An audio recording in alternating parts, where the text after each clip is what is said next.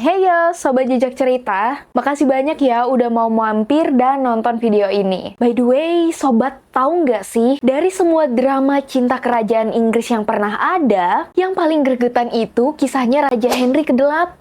Kita sering denger kan ya, drama-drama kerajaan. Ada Edward ke-8 yang rela lepas mahkota buat nikah sama janda asal Amerika. Ada juga Charles waktu dia masih jadi prince ketahuan selingkuh sama Camilla. Padahal posisinya dia masih sama Princess Diana. Tapi percaya deh, ternyata masih ada yang lebih drama lagi, yaitu dramanya Henry ke-8 dan Anne Boleyn. Dan yang paling heran, ternyata drama mereka ini bukan cuma drama biasa, sob. Ini tuh udah level master drama yang bikin kalian bakal teriak, what the...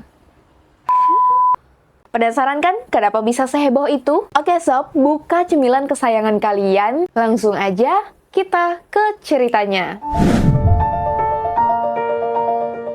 Sebelum kita bahas drama toksik parah antara Henry dan Anne, yuk kita kenalan dulu sama si Anne ini. Pas tahu nanti backgroundnya dia kayak mana, kalian bakal mikir, oh pantes. Jadi gini, Anne itu lahir dari keluarga bangsawan.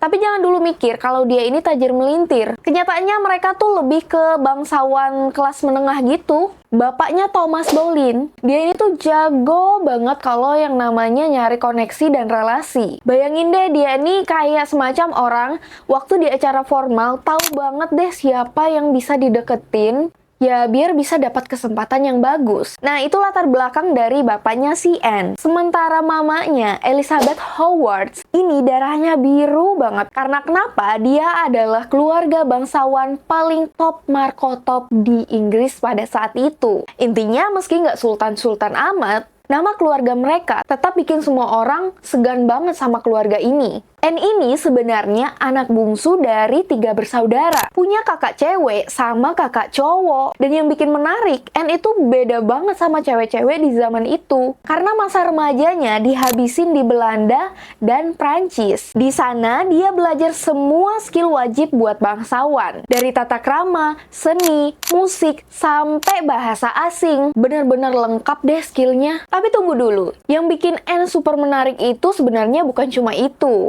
Tapi karena otaknya encer banget. Maksudnya dia nggak cuma modal cantik doang. Anne ini tuh pinter banget dan punya kepribadian yang kuat. Sehingga bikin semua orang kagum sama dia. Orang-orang nggak cuma tertarik sama parasnya. Tapi juga cara dia ngomong dan berpikir. Nggak heran sih dia sempat jadi pelayan ratu di kerajaan Prancis.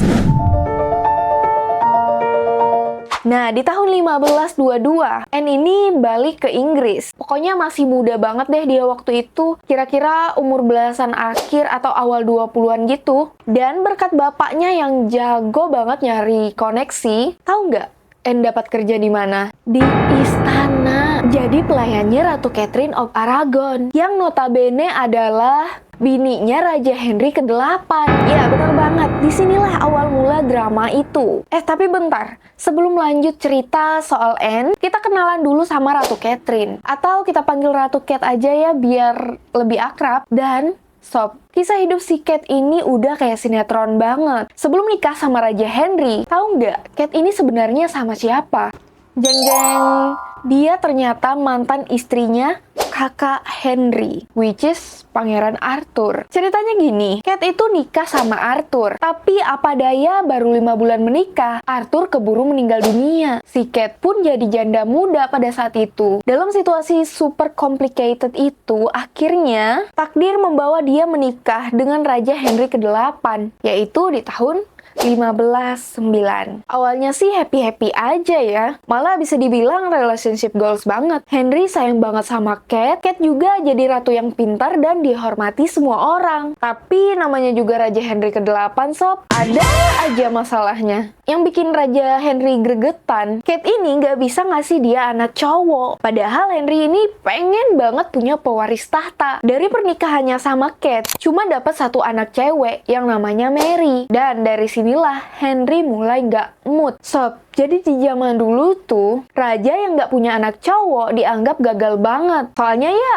pewaris tahta itu wajibnya cowok. Nah, si Henry ke-8 ini udah kayak kerasukan gitu, sama obsesinya biar dapat anak cowok. Makin hari makin parah. Apalagi istrinya, si Ratu Kate, gagal mulu buat ngasih dia anak cowok. Anak mereka cuma satu, Putri Mary. Yang jelas bukan Raja Henry pengenin banget. Entah karena stres nggak dapat anak cowok, atau memang dasarnya raja tukang selingkuh. Henry mulai main-main sama cewek lain. Dan yang bikin kaget, salah satu selingkuhannya adalah kakaknya Anne Boleyn. Namanya Mary Boleyn. Kalian ingat kan? Di awal tadi aku ada bilang kalau Anne Boleyn ini punya saudara, satu cewek, satu cowok. Nah, yang ini yang cewek nih, kerja di istana. Si Mary ini emang udah duluan kerja di istana yang saat itu sebagai pelayannya Ratu Kate. Nah, si Mary ini orangnya cantik, anggun, pokoknya bikin cowok-cowok di istana itu pada kelepek-kelepek sama dia. Henry yang juga lihat Mary pada saat itu langsung terpikat. Gak pakai lama, Mary pun jadi simpanannya raja. Tapi sob, hubungan mereka ternyata gak bertahan lama. Kenapa? Soalnya Anne Boleyn datang. Dan tahu nggak apa yang terjadi? Dalam sekejap,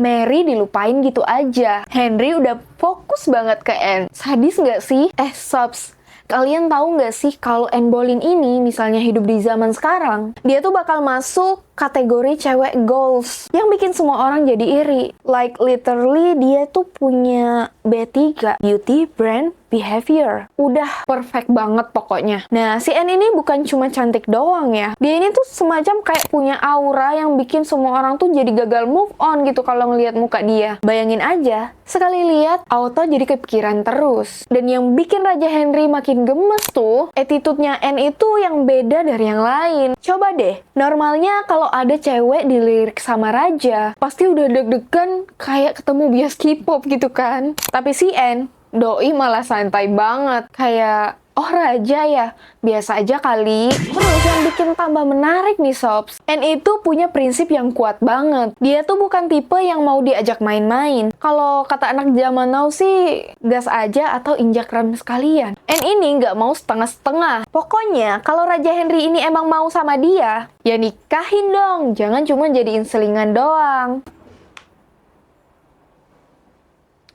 Pengen banget sih sebenarnya punya prinsip kayak gini. Nah, bukan cuma sikapnya aja nih yang bikin heboh. Anne ini jago banget tampil dan dandan. Tiap kali dia muncul di istana, penampilannya itu selalu cakep maksimal. Bayangin aja, baju-bajunya tuh selalu yang paling keren, paling baru. Ditambah perhiasan yang bikin semua mata itu tertuju sama dia. Sampai-sampai cewek-cewek istana pada gigit jari tuh. Raja Henry sendiri sampai bengong tuh. Soalnya dia belum pernah ketemu cewek kayak Anne ini. Biasanya kan cewek-cewek istana tuh kalem-kalem aja, manut-manut aja, takut bikin ribut. Lah ini Anne berani tampil beda. Emang agak lain sih Anne ini. Dia anggun tapi pinter, pede tapi nggak sok juga sih. Dan yang bikin raja makin penasaran, si Anne ini kayak susah banget didapetin. Nah, buat raja macam Henry yang udah biasa dapet yang dia mau, ini tuh kayak semacam tantangan yang bikin dia ketagihan. Anne ini emang pinter banget pokoknya mainnya. Dia tahu caranya bikin Henry kepikiran terus sama dia. Sampai akhirnya raja tuh nggak cuman suka, tapi udah kayak nggak bisa hidup gitu tanpa dia. Eits, tapi tunggu dulu. Ternyata ada kejutan nih di kisahnya Anne. Sebelum bikin Raja Henry VIII jatuh hati, ternyata si Anne ini udah punya tunangan loh. Namanya Henry Percy. Cowok ganteng yang jadi pewaris keluarga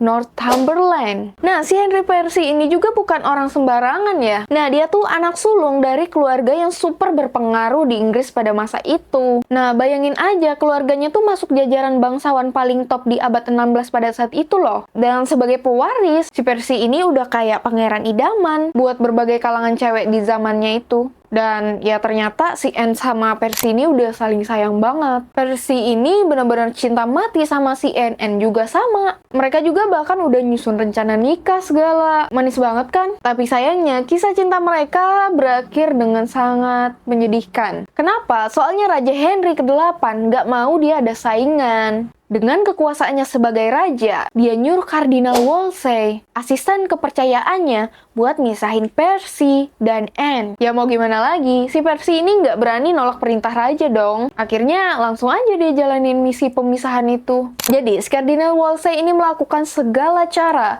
agar si Percy dan Anne ini akhirnya putus. Dengan dukungan papanya Percy, yang juga nggak berani nolak perintah raja, akhirnya menjodohkan anaknya itu dengan yang namanya Mary Talbot. Kasian banget kan? Tapi Anne, meskipun dia udah patah hati tuh, tapi dia nggak langsung kabur dari istana. Nah, si Henry ini udah kebelet banget pengen nikahin si Anne. Sampai-sampai dia rela ninggalin istrinya si Catherine of Aragon. Tapi masalahnya nggak gampang, sob. Soalnya Henry dan Catherine ini nikahnya pakai aturan agama Katolik, yang emang susah banget cerainya. Belum lagi ditambah urusan politik yang ribet. Raja Henry pun mulai pusing 7 keliling tuh. Dia tahu nggak bisa gitu aja buat mutusin si Catherine. Akhirnya dia mulai deh mikir-mikir. Nyari-nyari alasan yang mana yang bisa diterima sama agama. Terus tahu nggak apa yang dia temuin? Dia ingat kalau Catherine ini tuh dulu pernah nikah sama kakaknya, which is itu Arthur. Nah, dari situ si Henry ini mulai beralasan. Kalau gitu pernikahan kita nggak sah dong menurut agama. Gitu katanya. Dia sampai bahkan ngirim orang yang paling dia percaya, yaitu William Knight, buat ngomong langsung sama paus yang ada di Roma. Ternyata paus ini nggak setuju sama alasannya Henry. Henry yang tahu kabar itu justru kesel banget. Tapi Raja Henry ini bukannya nyerah, dia malah tambah ngotot. Soalnya dia udah keburu cinta mati tuh sama si Anne. Kira-kira bakal ngapain ya dia selanjutnya? Ternyata dia mengirim seorang kardinal, yaitu orang kepercayaannya di istana pada saat itu, yang bernama Thomas Wolsey, untuk pergi ke Roma. Yang tidak lain dan tidak bukan untuk bernegosiasi nih sama paus. Tapi ya akhirnya Wolsey gagal total. Dia nggak berhasil bikin paus setuju. Raja Henry yang dengar Wolsey gagal langsung naik pitam. Akhirnya dengan muka merah padam saking marahnya, Raja akhirnya nyuruh si Wolsey ini cepet-cepet buat balik ke London. Tapi kisah si Wolsey ini akhirnya berakhir sedih, sob. Dia justru meninggal di tengah perjalanan pulangnya ke London. Banyak yang berspekulasi kalau Wolsey ini sebenarnya ketakutan. Takut sama nasibnya kalau sampai ketemu Raja. Soalnya dia udah tahu kalau Raja udah marah, wah, bisa bahaya banget nasibnya.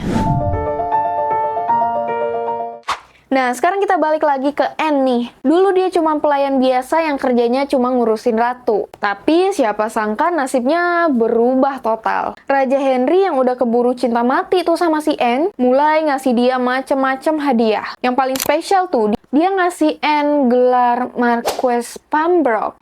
Nah, ini tuh gelar yang bikin si Anne itu makin berpower di istana. Terus Raja Henry dan Anne ini makin deket dan deket, sampai akhirnya mereka nikah. Tapi nggak main-main nih, mereka nikahnya sampai 2 kali. Tapi secara diem-diem. Yang pertama bulan November 1532, terus yang kedua bulan Januari 1533. Yang bikin heboh, mereka nikah padahal Raja ini belum resmi bercerai sama si Catherine. Nekat banget nggak tuh? Bayangin deh, Henry ini kan udah minta baik-baik nih ke paus, yaitu buat membatalkan pernikahannya sama si Catherine. Tapi pausnya tetap nggak mau ngasih izin. Akhirnya si Henry ini ngambil keputusan yang gila nih. Dia bikin gereja sendiri. Ya, dia mendirikan gereja Inggris yang dia kontrol sendiri. Dengan gitu, dia bebas cerai dari Catherine dan nikah sama Anne tanpa harus izin sama paus lagi. Nah, sobs, kita mulai bahas momen yang paling spesial nih buat si Anne, yaitu waktu dia jadi ratu yang dinobatkan pada tanggal 31 Mei sampai 1 Juni 1533. Acaranya super duper mewah banget, yaitu di Westminster Abbey.